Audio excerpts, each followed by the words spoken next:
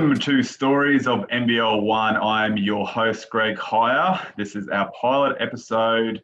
I'm the founder of a not-for-profit charity, Stitch in Time, and former NBL champion, four-time NBL champion, vice captain. And I have the absolute honour and privilege of having our very first guest, none other than Australian Opals captain, Southside Flyers championship winner and captain, mental health advocate and lifeline custodian, and that is Jenna O'Hea. How are you doing today? I'm good, thank you. I have one more championship to win to match you. Yeah, there you go. You're still sprightly young, so you'll be fine. You still got a fair few years playing. And I didn't mention, obviously, being the story of the NBL1, you're playing for Sandringham at the moment, if I'm correct. But we'll go straight into it. In terms of the current situation, we can't go by the Olympics. We're just spoken off there. 30 days, I guess, is the countdown. You're about to leave to Vegas shortly. How has been the lead up? Oh, well, I live in Melbourne, so the last couple of weeks hasn't been ideal. We've been in lockdown. So not the preparation sort of that I was expecting, I guess. And already it's not a normal prep for the Olympics. I think normally we would have had quite a few tours and tournaments and games, and that just hasn't been possible. So part of the reason why I signed with Sandringham was so that I got some gameplay, which has been really beneficial. Just unfortunate that we went into lockdown, so the last few weeks have been cancelled. But we've been scrimmaging against some guys, and yeah, we're leaving Sunday week, heading to Vegas to meet up with all the WNBA girls and our coach. We'll play a few games and then head over to Tokyo. So countdown is well and truly on, and it's exciting and terrifying and a lot of anxiety, but I think overall a lot of excitement. Saw you getting the image of, or you were number one getting your suitcase. I mean, what was that emotion like in terms of finally seeing it, being like, yep, this is real? Yeah, so to be honest, I haven't actually seen it yet because it's at my mum and dad's house. But yeah, I think, yeah, it's all sort of coming together now. Bags are being sent, getting uniforms, even just like the announcement of the team was just like a weight off the shoulders, I guess. It's a selection is always a stressful time. So to finally, get that announcement, get our final 12 was really exciting. Yeah, now bags, flights, pre-Olympic tournament, and then finally the games after, well, for me, 9 years. Perfect. Now, I didn't mention, and silly of me doing so, but the purpose of this podcast, Stories of NBL, was to go into a deep dive in terms of the fantastic athletes that are playing all across our NBL1 leagues, and to really get onto it. And I think it's appropriate speaking to you on the very first episode as we combine mental health and the NBL1 with the inaugural mental health round in the NBL1 sort of competition. Now, for those that don't know, you're obviously a lifeline custodian, but you've been doing this for a number of years in WNBL, and I've always had a massive admiration for what you've been able to achieve in that time. I just want to talk to you about that. I mean, how obviously you've run it for a couple of years in WNBL, and you've had immense pride in terms of how people have backed that. How do you feel now that it's coming into the NBL1, and even speak about that experience of it being in the WNBL, as a huge initiative? Well, first of all, my admiration is for you with everything that you've been able to do. And I remember years ago in the WNBL with the shoes that we did. So it definitely starts with you within sort of basketball terms. So I have, just great admiration for everything that you've been able to do and continue to do to this day. In terms of the WNBL, words can't really describe my feelings and emotions around the Lifeline round that we've done. The first year, I really didn't know, how it was going to be backed and if people would get around it or not. And yeah, the conversations that were started, the awareness that was brought to mental health, and the money that was raised in that first year just exceeded all my expectations. And then it was really nice. Last year, obviously, we had the hub for WNBL, so we're all together, and we had another really great round of Lifeline rounds. So yeah, immensely proud of everything we've been able to achieve in the WNBL, and to have the NBL1 do a mental health round is just huge. And now it's sort of going across all these different leagues, and conversations being started, conversations being had. I just think it's so important. And especially, you know, with COVID last year and this year, I think it's becoming even more relevant and more important. So yeah, so happy that there's a mental health round, and we can raise money and raise awareness, and it's, yeah, so special. Touched on that, like the money is significant. It's obviously the purpose. I mean, raising as much money for Lifeline, and you spoke about the hub. How did you see that? Obviously, last year, how important that was to have those conversations and what can be done. I mean, we've been impacted by it. We still continue to be impacted by it. You've got your own lived experience, which is incredible, and you're very authentic, and you're vulnerable in that sort of moment. How have you seen that in terms of, you know, obviously the hoorah will go around the money, but how important it is to have those conversations, during these times? Yeah, you nailed it. I think the money raised is really important. We need more people on phone. So we need to be able to train those people so that more phone calls can be answered. But I think awareness for me is almost even more important than the money raised, because it's important that people know that they're not alone. And I think that was what, with my lived experience with my uncle taking his own life, he obviously felt alone. And I think in the aftermath of it, friends and family close to him also felt alone. And so it's important that we have these conversations. And the more vulnerable I found that I am, the more vulnerable people are prepared to be with me. And so many people have lived experiences that aren't comfortable speaking about it. So the more we can talk about it, and the more we can be open and honest and raw, the more people feel comfortable. It might even not be to share it, because not everyone is comfortable sharing it, but to know that there are other people in that position and that they aren't alone. And when they feel comfortable to come forward, they know that there's people in positions that are willing to help.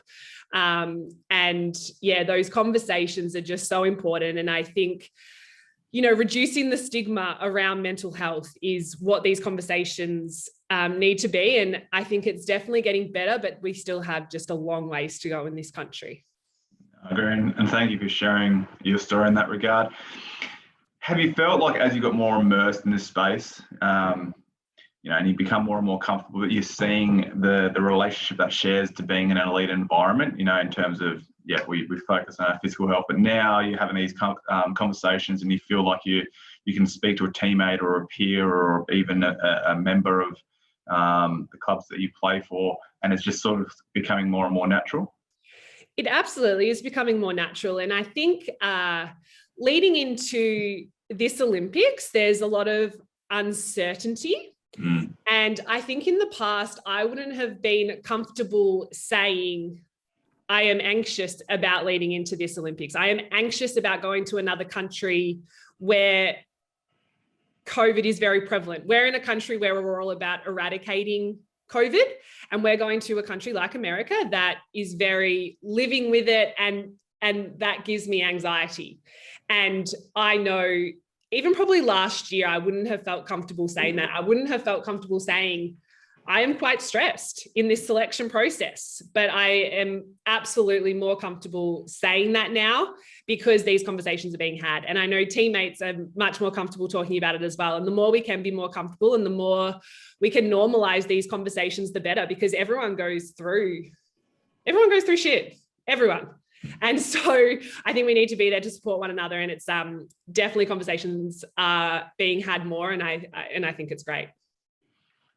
Now, as we segue the Olympics and you're heading to Vegas, what are those feelings? You know, there's obviously we spoke about those that negativity in terms of the anxiety, which maybe not negativity, but those natural emotions. I mean, how are you feeling being a captain? I mean, this is not your first Olympics. I mean, have you felt like there's any pressure that's coming with such a very unique period? I mean, how are you going about it at the moment?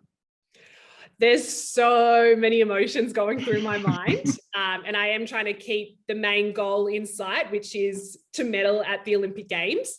The lead-in process, as I said, the preparation hasn't been perfect. But I don't think any athlete's preparation has necessarily been perfect just because of the world we're living in right now.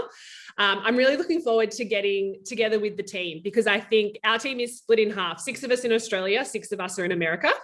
And I feel like I'm really going to be leaning on those girls in America to sort of ease my nerves around COVID, because here in Australia, we are not used to it. We have a couple of cases, we lock down. So I'm really going to be leaning on my other teammates to sort of help us through that.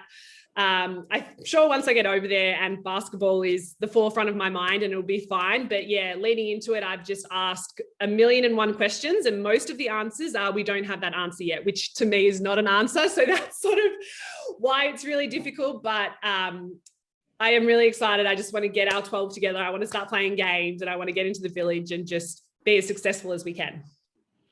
Unreal. Now, Sandringham, you're lining up this weekend. Is that true?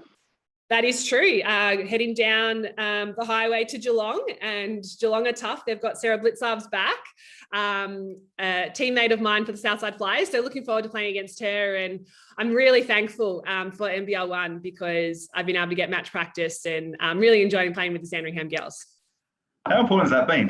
Yeah, because it's underrated, obviously lockdowns and you haven't had the ideal preparation, but just to have a quality league that you can rely on, and then going up against another quality opposition, another teammate, I guess. I mean, how reassuring has that been in this whole process? Yeah, no matter how hard you train, nothing can replicate match play. And in the past 18 months, without NBL1, I think I've played about maybe 20 games. So it's really not a lot. So to have this really strong league with, quality players playing, it's been so beneficial for me, getting that match fitness, getting just the feel for the game.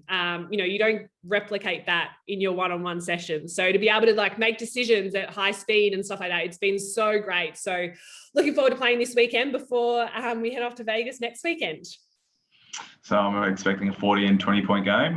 40 point, 20 rebound game. About that. That's more really rolling numbers. What's your guidance to the youngsters on the team? I don't want to say you're a vet, but you can absolutely say that. Got people still in year 12 in my team. Isn't it upsetting when you're training and then there's young kids that are going to high school, have no worries in the world, and you're like, wow. Just prepping for exams, all that exactly. kind of stuff. Look, I came into the team late. I think I signed maybe the week before sort of the first game. So I didn't want to come in and do too much, I guess. I sort of wanted to fit in, as I said, get match practice, trying to help where I can. But yeah, just sort of trying to fit in with the team, I guess, play a role, and where I can offer advice. But I'm definitely more of a lead by example type of gal than a rah-rah. Yeah, yelling. Yeah. I'm the opposite. So. Everyone's different. Where did you start playing? Was it Sandringham, your very first club ever? Or where did you start? Juniors? Yeah. Nunawading Inspectors. Okay. Yeah. You look at that and your aspirations, we don't think, when did you start playing basketball? When I was 5 years old. Yeah. Did you, looking now and as you're preparing for an Olympics, do you just pinch yourself and go, wow, what a journey? Absolutely. And I think sort of leading into this Olympic Games, I've been doing a few interviews and talking to a few people. And I think when you're in it, you don't tend to look back too often until someone like yourself asks a question. And it's been a hell of a journey. I'm not quite over yet. Still have some things that I want to achieve, but to start at 5 years old, make my way through the ranks, and now to be going to my second Olympics, it's pretty special. And I don't really have a lot of words for it, to be honest. When was that moment? What were you thinking? I mean, obviously you did the Australian teams and whatnot, your whole sort of pathway, but did you just think, like, was there a moment when, as a youngster, you thought, I'm pushing all my cards in, I'm putting it all in, and this is what I want to be. I want to be an Olympian. I want to be a professional athlete. I want to, be a household name, which you are. I think growing up, I don't know if I even thought that it was truly possible to make a living from basketball, especially as a female. By the time I got to, I guess, the AIS, I saw the likes of, your Penny Taylors and stuff making a career overseas, playing in America and playing in Europe. And I think it was sort of when I was at the AIS, when I was 15, 16, that I was like, oh, maybe this can be a career. So I guess that's when as you said, put all the cards on the table. But even thinking back then, it's not as if, I think I far exceeded what my dreams were back then. Dreaming with my eyes open at the moment, I think. Who was important in that journey then? Obviously your family and your friends. I mean, how integral were they for your success? My family's everything to me. We're extremely tight. The reason I play basketball is because of my older brothers. Matt and Luke are awesome and have supported me through everything. Mum and Dad Dad. Played, right? Yeah. Matthew played NBL for the Tigers. Luke played overseas. So they've always been a sounding board for me through the ups and the downs. And then Mum and Dad they fly everywhere to support me. They've been to America, they've been to Europe, they went to the London Olympics, they've flown to Spain, they just come everywhere to watch me. So it's disappointing that they won't be able to be there for Tokyo, but I know they'll be watching every game. And then just the tremendous coaches that I've had right throughout my career. Nunawading Inspectors had some of the best coaches for me as a junior coming through. Phil Brown at the AAS, Tom Maher, Mark Wright, Cheryl Chambers at the moment, Guy Malloy, they've all played a part in making me the player I am today. I want to touch on that, the coaches, and there's two double sort of edged question here. Oh, what has been the best guidance that you've ever been given? All right, and that, and then the other side, what's the worst piece of advice you've received, but it's actually helped you out in the end? It's not a coach, but Luke, my oldest brother, his thing for me was to always play every game like it's your last. And when I was 17, I had a pretty bad injury. And I was told I wouldn't play again. So that advice has come true. You don't know when it's going to finish. So that's probably my favorite advice that I've sort of remembered and really taken to heart. And the worst piece of advice, it's not going to sound like the worst, but Tom Maher would always just say to me, like, shoot it straight. And to me, it just sounds so dumb and stupid, but like I'll miss a shot and I'm like, damn it, Jenna, shoot it straight. So it's like not dumb advice, but that's good. I'm like, really, dude? Like I'm trying to shoot it straight. Yeah. So that's sort of always in my head when I miss a shot. Just if you shoot it straight, it will go in. And it's amazing, whenever you make a turnover or something, you make a silly mistake and you get subbed out, and the coach is always like, what? Don't do that. And you're like, yeah, clearly I know. Thank you. What were you thinking on that play? Well, obviously I wasn't thinking to turn it over. I'm wishing I could make every shot. It's not possible. Mate, I want to finish on this last one, and it comes back down to the mental health round. And I want to talk about and focus on that to finish off. What's been, I guess, from the WNBL and that initiative, what have you been most proud about? Or has it been a story, someone sharing their own experience? Obviously, you're quite open, so you're expected to, people do that. Even the reasons why you became an ambassador for Lifeline. What do we talk about that legacy piece, and your legacy is on the court, is absolutely no doubt will be there. But how do you what are you most fond about in terms of that whole initiative, and then now how's that even transpiring to NBL1? There's so many things that I could say to answer this question, but I think the overwhelming thing for me was how special the WNBL community is, and how, I'm going to get emotional, but how much they wrapped their arms around me and supported that round. Mm-hmm. Yeah, I'm very thankful that they were able to do that. And yeah, it's just a really special community to be a part of. And I'm so glad that it's now been brought into the NBL1, because I know that it's just going to be a bigger hug for everyone. Oh, mate, you're I'm really emotional about that. I'm so sorry. No, sorry to be that, and that's why I love that, because you wear your heart on your sleeve, and you're not shy, and you're amazing. You are doing as much as I appreciate your kind words. For you to do that, you don't have to do that. It's not an expectation. And for you to do that and drive it and continue pushing on it, even if you go back, you're a captain for two sides. There's no expectation, especially you did something in a challenging time. So I do need to tip my hat off to you, Jenna. You're absolutely amazing, mate. Thank you. On behalf of the NBL1 and obviously the pilot episode, Stories of NBL1, I want to thank you immensely for joining me and sharing and being vulnerable. It's incredible. And I want to wish you good luck. Well, not only for this weekend, hopefully you get a win over Sarah, but then more so, obviously, get that gold over in Tokyo. And I know there'll be a lot of keen fans jumping on board, and I know there'll be some very challenging times. But on behalf of myself and the team, I want to wish you all luck. Thank you so much, and honoured to be on the pilot episode. Perfect. Guys, thank you so much for joining us for this episode. Tune in for the next episode, whenever that may be, hopefully in due time.